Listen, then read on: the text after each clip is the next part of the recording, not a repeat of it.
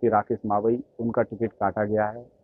राकेश मावई दिल्ली से भी वापस होकर आए हैं, उनसे बात करते हैं कि क्या परिस्थितियां बनी थी, आगे की क्या रणनीति रहेगी उनकी, और आखिर टिकट क्यों काटा गया। सर्वे में भी नाम था, सब कुछ था, फिर भी क्या परिस्थिति बनी जो उनका टिकट काटा गया, उनसे ही बात करते हैं। आखिर इस टिकट की काटने की क्या परिस्थितियां बनी। देखिए, मैं ही कुछ आश्चर्यजनक हूँ, क्योंकि मुझे दिल्ली में आदरणीय दिग्विजय सिंह जी ने कहा कि आपका सर्वे बहुत अच्छा आया है। एआईसीसी के सर्वे की कॉपी हम लोगों को मिलती है, और स्क्रीनिंग कमेटी के जब अध्यक्ष थे भंवर सिंह जी, उन्होंने कहा सारी गाइडलाइन आपकी पूरी हैं, आपको कोई दिक्कत नहीं, आप यहाँ की जगह क्षेत्र में आप समय दो। मैं क्षेत्र में तो मैं 3 वर्ष से दे रहा हूँ। मैं चाहता हूँ कि निर्णय हो जाए जब भी मैं क्षेत्र में जाऊँ। लेकिन जब निर्णय आया तो बड़ा आश्चर्यजनक निर्णय रहा। मैं आप लोगों के माध्यम से आदरणीय कमलनाथ जी से अनुरोध करना चाहता हूँ, जब आदरणीय कमलनाथ जी की जब सरकार गिरी थी, उन्होंने ये एक सवाल किया था, आखिर मेरा कसूर क्या। आज मैं उनसे सवाल कर रहा हूँ कि आखिर मेरा कसूर क्या।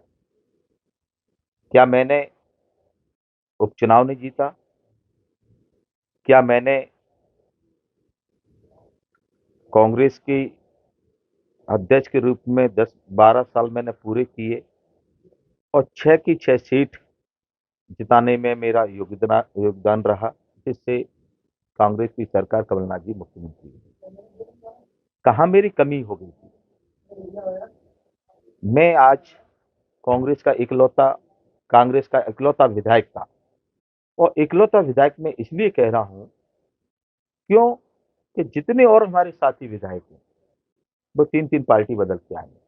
मैं एनएसयूआई और यूथ कांग्रेस से निकल के आया हूं, इसलिए मैं अपने आप को कांग्रेस का कर रहा हूं। आखिर गलती मुझसे कहां हो गई थी, आखिर कसूर मेरा क्या था। क्या मैंने ये गलती कर दी कि सिंधिया परिवार के साथ में मेरे 30 वर्ष के रिश्ते थे, जो मैंने उनको ठुकराकर कांग्रेस का झंडा उठाया। क्या मेरी यही गलती थी? आखिर गलती क्या थी मेरी। और मैं आज दिनांक तक पार्षद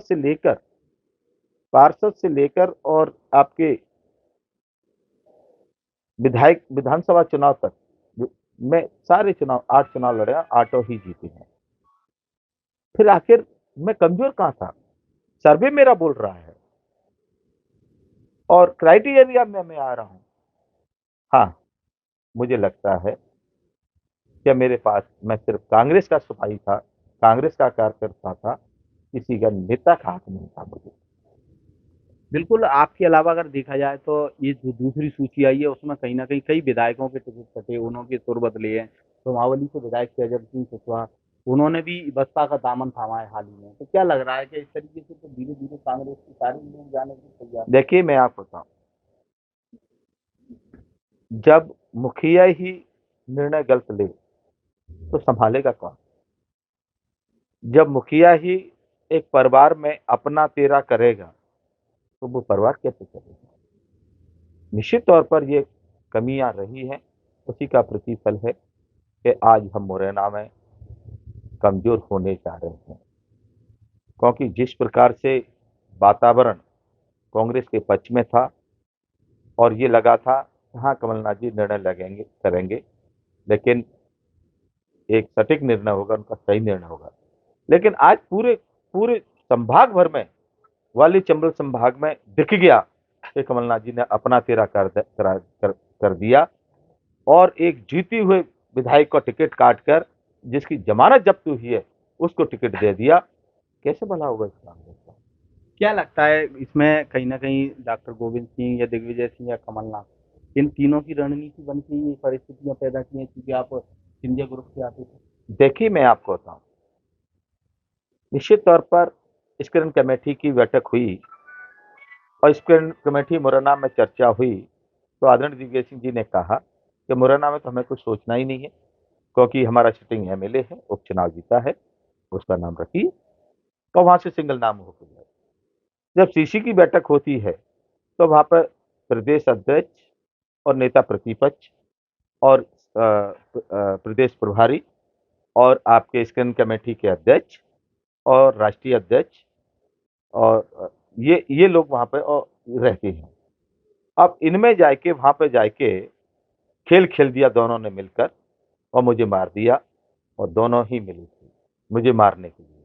क्या लगता है कहीं ना कहीं हताशा तो है, हताशा के साथ साथ ग्वाली चंबल सीटों की क्या स्थिति रहेगी? ग्वाली चंबल के साथ साथ मुरैना। देखिए मैं आपको बताऊं, ग्वालियर चंबल संभाग का रेशो मैं क्या कहूं,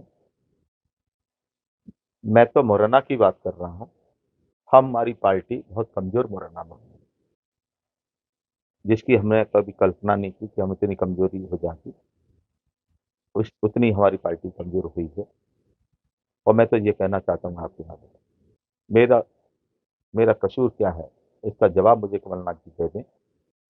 जब तक मैं न पार्टी का काम करूंगा और मैं अपने घर बैठूंगा, ना किसी दूसरी पार्टी में जाऊंगा और ना किसी दूसरे दल से चुनाव लड़ूंगा, ये मैं कहता हूँ। क्या लगता है मतलब दूसरे दल से चुनाव नहीं लड़ेंगे, पार्टी का काम नहीं करेंगे, तो कहीं ना कहीं खटास तो है? खटास तो है ना, तभी तो मैं कह रहा हूँ। मुझे मेरा कसूर क्या है, मेरा नेगेटिव पॉइंट क्या है, उसको तो रखें।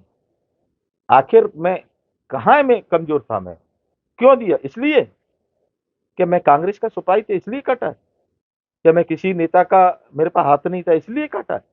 तो एक कांग्रेस का सिपाही, एक कांग्रेस का कार्यकर्ता आपसे सवाल कर रहा है, ये तो आपको जवाब देना पड़ेगा।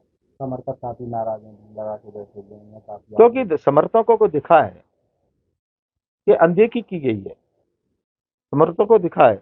वो ऐसे व्यक्ति को टिकट दिया गया है जो उपचुनाव जब हुआ था कांग्रेस का, तो वो 25 वोट निकलते हैं उनके, जो प्रदेश के अध्यक्ष बने रहे किसान कांग्रेस के।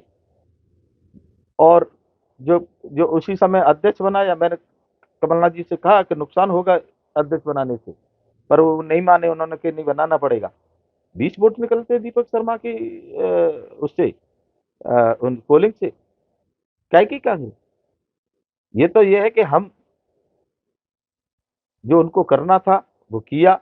मैं आदरणीय कमलनाथ जी के पास गया, मैंने कहा कि साहब ये दोनों की आप पोजिशन देख लीजिए, इनकी रिजल्ट देख लीजिए।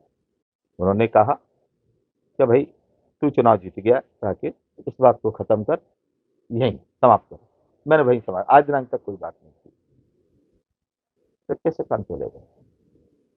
बिल्कुल, ये थे कांग्रेस से मुरैना से विधायक राकेश मावई, जिनका साफ तौर से कहा है कि जिस समय सिंधिया के साथ तमाम सारे लोग गए, लेकिन उसके बावजूद भी वो टिके और उपचुनाव में सीट निकाल के दी। लेकिन कहीं ना कहीं कमलनाथ जी का मोह मानो, या जिन लोगों को टिकट दिया है उनकी 2013 में भी जमानत जब्त हुई थी, और उपचुनाव में उनकी जो पोलिंग है उनसे कांग्रेस चुनाव हारी थी। सत्येंद्र सिंह तोमर, IBC 24 मुरैना।